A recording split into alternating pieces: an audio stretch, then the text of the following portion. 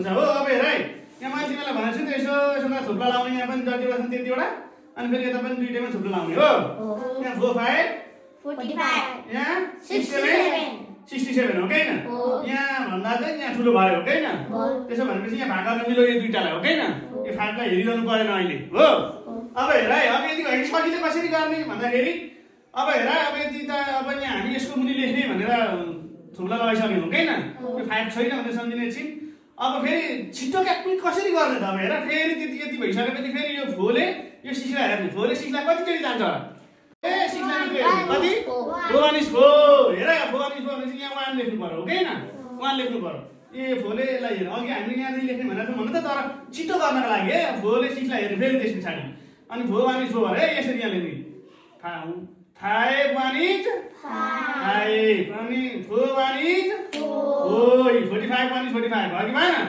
भएन 7 भयो 7 मा 5 गए 2 6 मा 4 गए 2 यहाँ भन्दा थोरै आयो कि आएन?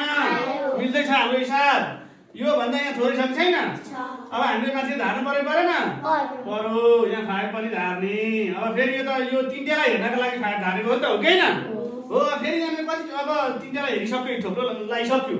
अब फेरि यो 4 ले यो 2 लाई जाँदैन फेरि 22 लाई हेर्ने 4 ले 22 लाई 4 भन्दै जाँदा त 4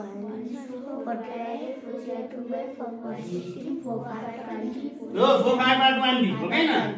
5 5 25 को 5 हो क्यारी आयो 2 5 4 20 अनि 20 लाई क्यारी आयो 2 ले 22 ठ्याक्कै मिल्यो कि मिलेन? 0 0 0 है यसरी ठ्याक्कै गर्ने क्या सजिलो हुन्छ। अब हामी त यहाँनिर 45 पनि 45 बनाएर गर्छौँ तिमीहरू हो कि हैन? त्यसरी गर्नु परेन क्या त्यो झन्झट हुन्छ।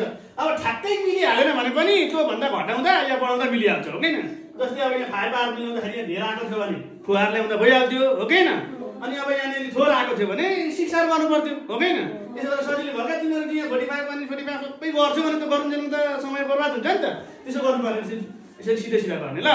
त्यसपछि फेरि एउटा ट्राई गर्ने अन्त मिल्छ कि मिल्दैन हेर्ने।